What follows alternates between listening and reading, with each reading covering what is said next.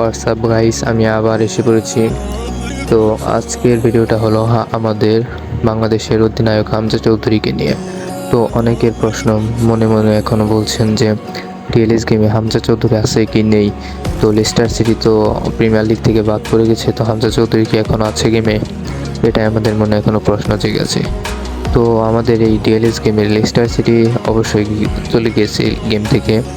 তো এই Leicester city division ওয়ানে ডিভিশন থ্রিতে নেমে গেছে। তো লেস্টার সিটি তো ডিভিশন থ্রিতে, আমাদের ডিএলএস গেমের ডিভিশন থ্রির সাথে কোনো চুক্তি নেই। তো তাই আমরা মনে করি যে আমাদের হামজা চৌধুরীকে আর পাবো না। আমাদের ধারণাটা ঠিকই ছিল, কিন্তু কেন জানি হামজা চৌধুরী আমাদের গেমে এখনও রয়ে গিয়েছে।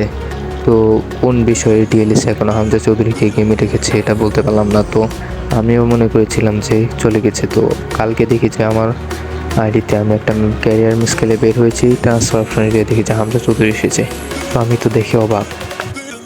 তো তারপর বুঝলাম যে হামজা চৌধুরী এখনও গেম আছে, কিন্তু রেটিংটা খালি আগের থেকে এখন কমে গেছে। আগে রেটিং ছিল 67, এখন হয়ে গেছে 65। তো তাও আমি কিনে রেখেছি। তো কবে আবার চলে যায় তা তো বলা যায় না। তো আপনাদের সামনে আসলে আপনারাও কিনে ফেলবেন।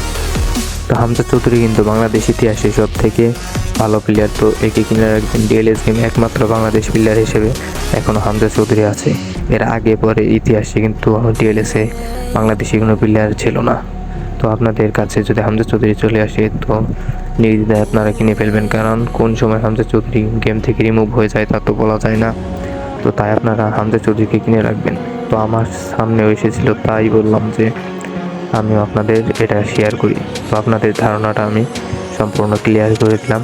তো আপনাদের ধারণাটাও তো ক্লিয়ার হয়ে গেল, হামজা চৌধুরী এখনও গেমে আছে। তো আপনারা অতি দ্রুত হামজা চৌধুরীকে কিনে রাখবেন। হোয়াটসঅ্যাপ, তাহলে আজকের মতো ভিডিও শেষ করি। আবার দেখা হবে নতুন কোনো ভিডিও। আবার আপনাদের মনে যে কি প্রশ্ন করছে যে কোন ধরনের ভিডিও আপনারা চাচ্ছেন, তো সেটা আমাকে কমেন্টে বলতে পারেন। আপনারা যে টপিকের ভিডিও ভালোবাসেন আমি সেই টপিকের ভিডিওই বানানোর চেষ্টা করব। তো আপনারা কমেন্টে বলবেন আপনারা কোন টপিকের ভিডিও চান।